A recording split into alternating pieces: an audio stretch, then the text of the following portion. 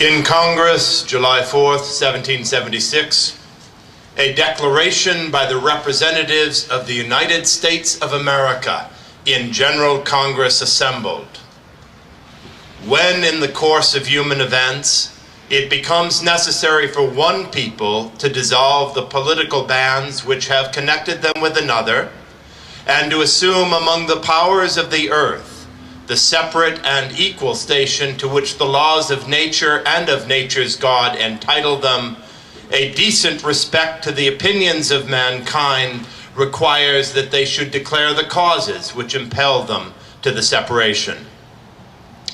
We hold these truths to be self-evident, that all men are created equal, that they are endowed by their Creator with certain unalienable rights, that among these are life, liberty, and the pursuit of happiness, that to secure these rights, governments are instituted among men, deriving their just powers from the consent of the governed, that whenever any form of government becomes destructive of these ends, it is the right of the people to alter or abolish it, and to institute new government, laying its foundation on such principles and organizing its powers in such form as to them shall seem most likely to affect their safety and happiness.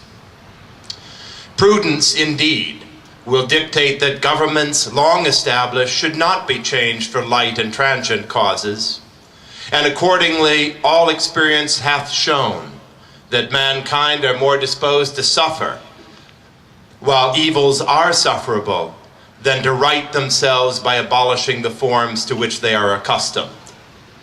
But when a long train of abuses and usurpations, pursuing invariably the same object, evinces a design to reduce them under absolute despotism, it is their right, it is their duty to throw off such government and to provide new guards for their future security.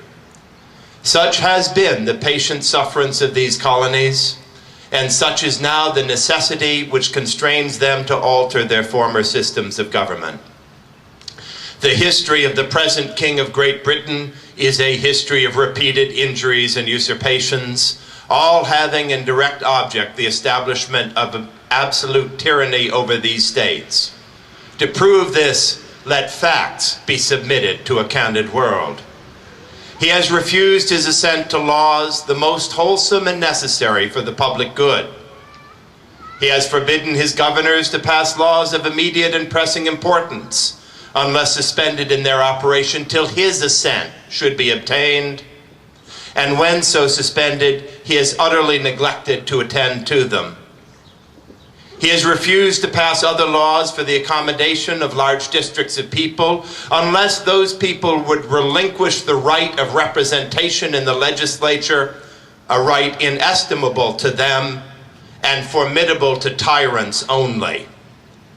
He has called together legislative bodies at places unusual, uncomfortable, and distant from the depository of their public records for the sole purpose of fatiguing them into compliance with his measures. He has dissolved representative houses repeatedly for opposing with manly firmness his invasion on the rights of the people.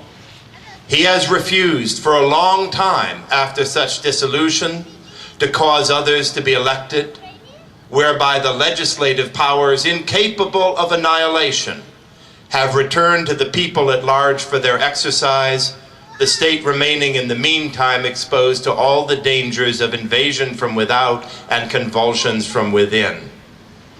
He has endeavored to prevent the population of these states, for that purpose obstructing the laws for naturalization of foreigners, refusing to pass others to encourage their migrations hither, and raising the conditions of new appropriations of lands. He has obstructed the administration of justice by refusing his assent to laws for establishing judiciary powers. He has erected a multitude of new offices and sent hither swarms of officers to harass our people and eat out their substance. He has kept among us in times of peace standing armies without the consent of our legislatures. He has effected to render the military independent of and superior to the civil power. He has combined with others to subject us to a jurisdiction foreign to our Constitution and unacknowledged by our laws, giving his assent to their acts of pretended legislation.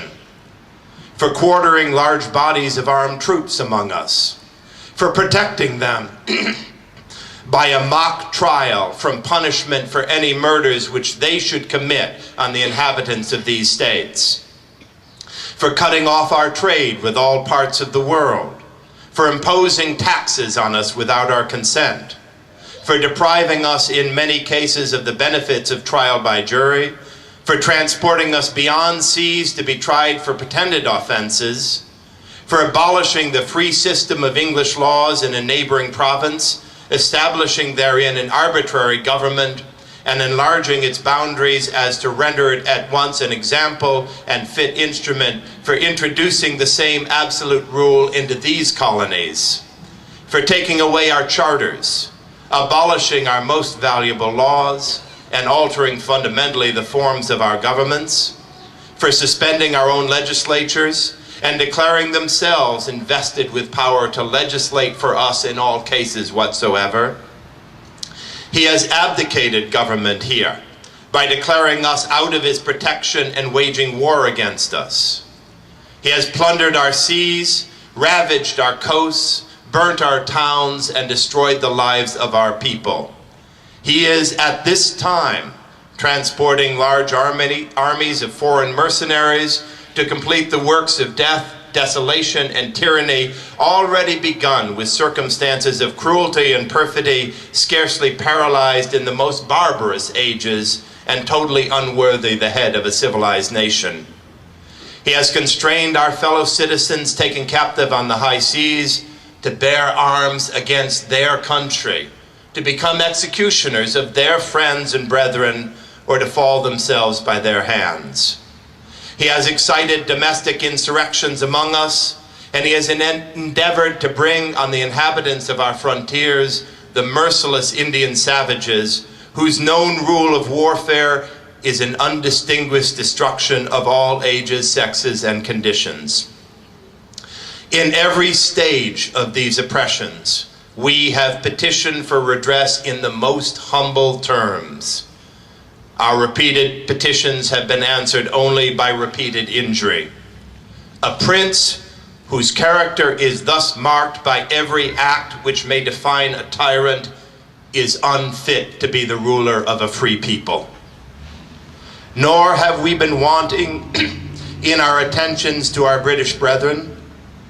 We have warned them from time to time of attempts by their legislature to extend an unwarrantable jurisdiction over us. We have reminded them of the circumstances of our emigration and settlement here. We have appealed to their native justice and magnanimity, and we have conjured them by ties of our common kindred to disavow these usurpations, which would inevitably interrupt our connections and correspondence. They too have been deaf to the voice of justice and of consanguinity. We must therefore acquiesce in the necessity which denounces our separation and hold them, as we hold the rest of mankind, enemies in war, in peace, friends.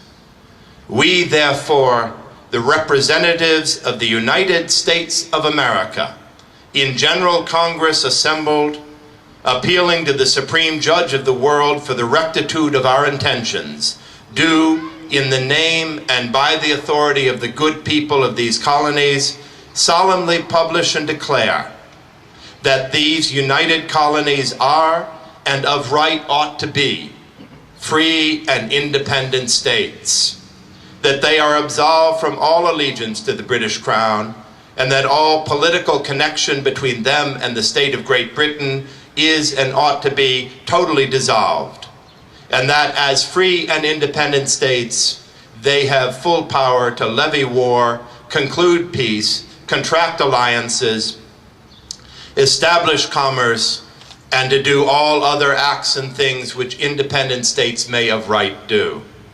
And for the support of this declaration, With a firm reliance on the protection of divine providence, we mutually pledge to each other our lives, our fortunes, and our sacred honor. Signed by order in behalf of the Congress, John Hancock, President.